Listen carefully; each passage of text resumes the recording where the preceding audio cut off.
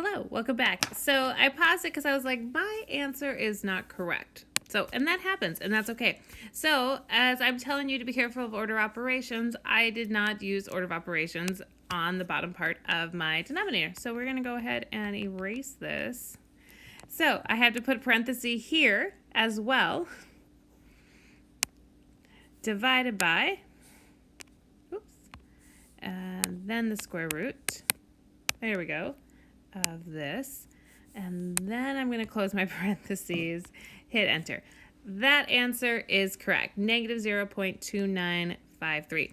So one thing to show here is it's really easy to make a mistake with order of operations, and mistakes are okay as we all make them. It's just good that we notice and we say, okay, something doesn't seem right with my answer. Let me go back and check Excel. What did I miss?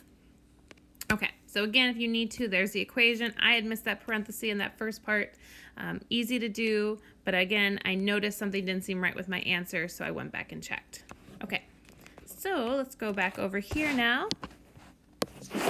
and write our answer. So equals negative 0.29. Awesome. Okay.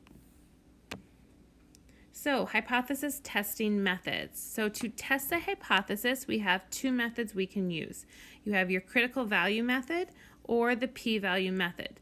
Both methods will result in the same conclusion, so whether or not to reject the null hypothesis. The main difference is the following. So the critical value finds the z or t value where the rejection region begins, and then compares the test statistic to that number. The p-value finds the probability or the test statistic. Okay. Your critical value method, the critical value method finds the z or t value of where the rejection region begins. The critical region or rejection region is the area corresponding to all values of the test statistic that causes us to reject the null hypothesis. When the critical value method of testing hypothesis, we make a decision by comparing the test statistic to the critical value. And that's that critical value we talked about in Module 3. Okay? So, and we're going to get into these pictures here. So, do I use a two-tail test, left tail, or right tail? Okay. So, how to know? So how to find your critical value? First, we want to identify, is it left-tailed, right-tailed, or two-tailed using the alternative hypothesis. So how we can do that, it's just going to be depending on if we're using less than, greater than, or not equal to. So if it's less than, so if my alternative hypothesis is less than, we're going to use left-tailed. If it is greater than, we're going to use right-tailed. And if it does not equal, if that's the symbol we use, it's gonna say it's two-tailed. So again, kind of looking at this picture here, okay? So if h sub 1, and then we use not equal to, we use a two-tailed. If it's less than, left-tailed, and if it's right-tailed, it's going to be, or if it's greater than, it will use right-tailed. And again, that's just telling us what would we use in our Excel. Okay, so critical value method. First thing we need to do is make a decision. So identify, is it left-tailed, right-tailed, or two-tailed? And again, that's just depending, is it less than, greater than, or not equal to?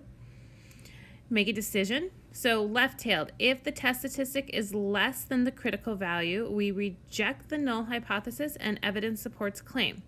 If the test statistic is greater than the critical value, we do not reject our null hypothesis and evidence does not support the claim. If it's right-tailed, if we use a right-tailed, if test statistic is less than the critical value, do not reject our null hypothesis and evidence does not support the claim.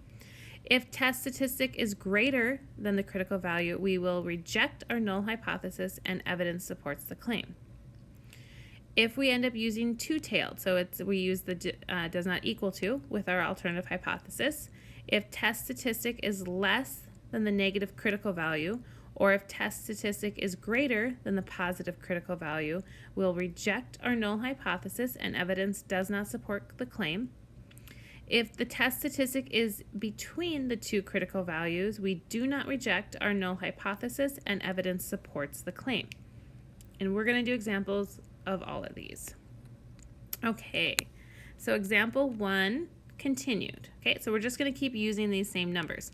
So the author obtained times of sleep for randomly selected adult subjects. Again, a common recommendation is that adults should sleep between 7 and 9. Test the claim that the mean amount of sleep for adults is less than 7 using a 0.05 significance level. So again, we have our null and alternative hypothesis. Our null is that our mean is equal to 7. Our alternative is mu is less than 7. We have our significance value. We've already calculated our t statistic. Now we're going to find our value. So this time we're going to do our critical value method. Okay, so what I notice is it is less than. So I'm going to use the left-tailed. Okay, so I'm just going to go ahead and write this for you. So CV. Okay, so again, we're just using that t inverse we talked about in Module 3. You use your alpha and your degrees of freedom. So remember, since n is 12, my degrees of freedom would be 11. So now let's go ahead and go into our Excel document to type it in. Okay, well, I have to put in my degrees of freedom. So remember, that is our sample minus 1. Okay, so I'm just going to go over here and type it in. So equals my t inverse. Okay, oops, I need my alpha over here. So in this case, we know it is 0.05.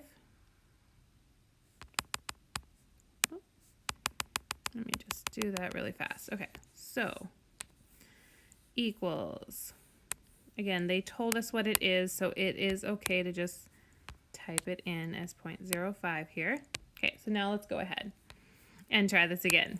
So equals the t inverse. Okay, so I have my probability, that's my alpha. My degrees of freedom is 11. Hit enter. Okay, and I get negative 1.79588. Again, I'm going to round that to 2. Put that here so you can see that again. I want to round that to 2 decimal places, so I'm going to have it as negative 1.80. Okay, so this is equal to negative 1.80. Okay, now I want to make a decision. So again, I'm going to use that critical value method. So what you do is you're going to compare your t statistic. Okay, so that I got negative 0.29. My critical value is negative 1.8. Okay, well, negative 0.29 is greater than negative 1.80. Okay, so what that means is we do not reject the null hypothesis.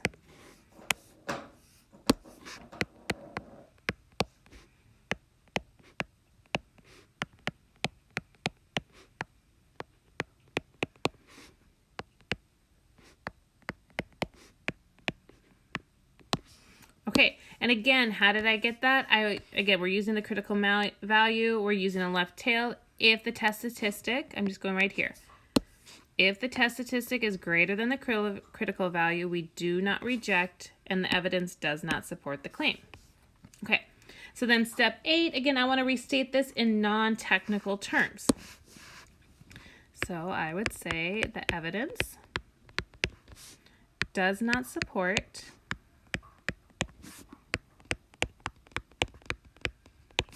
the claim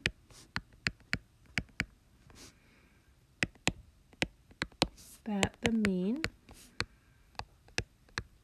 amount of sleep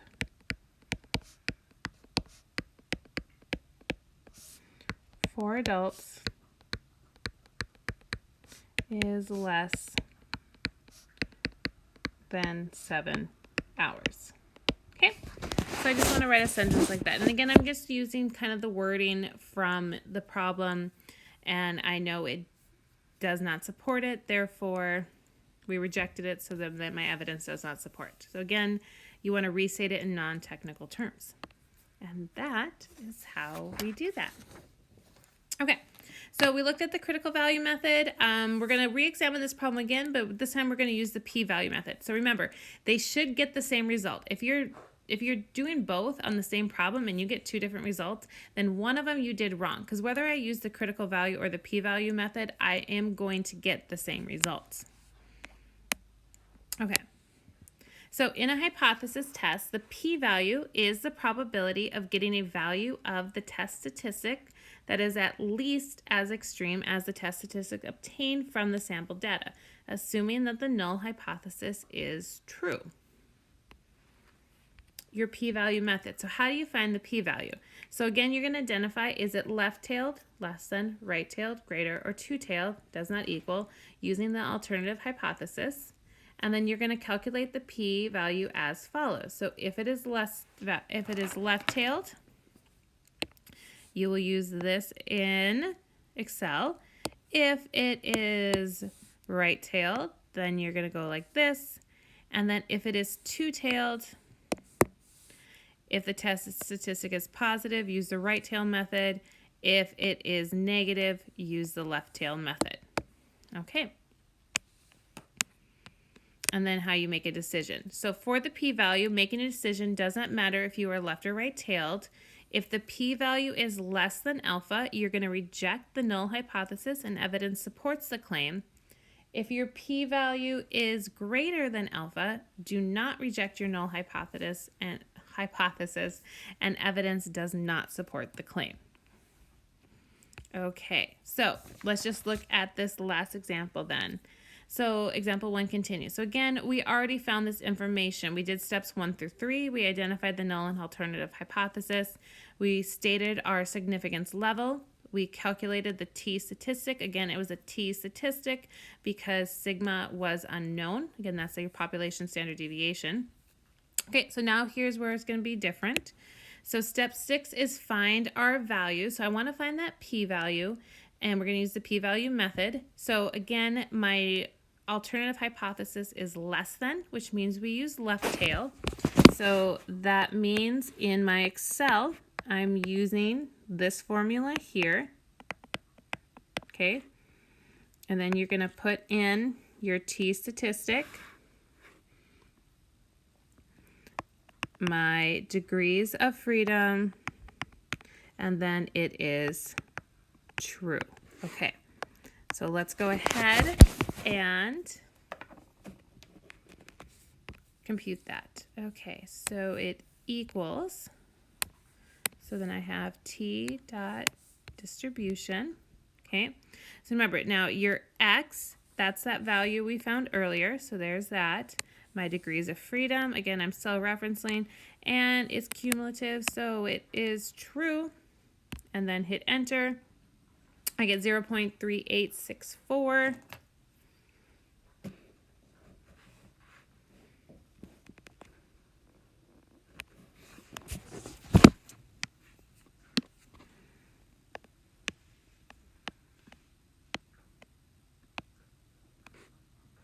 Okay. We'll just go like this. Okay, so make a decision. So again, I'm gonna compare my p-value with the alpha. So my p-value is equal to 0.386. This is greater than my alpha, which is equal to 0.05. Therefore, we do not reject the null hypothesis. And again, that should make sense because whether we use the critical or the null, we will get the same answer. And again, restating it in non-technical terms, I'm just going to rewrite what I wrote in the last one. So evidence does not support the claim that the mean amount of sleep for adults is less than 7 hours. Okay, and that is it for part 1.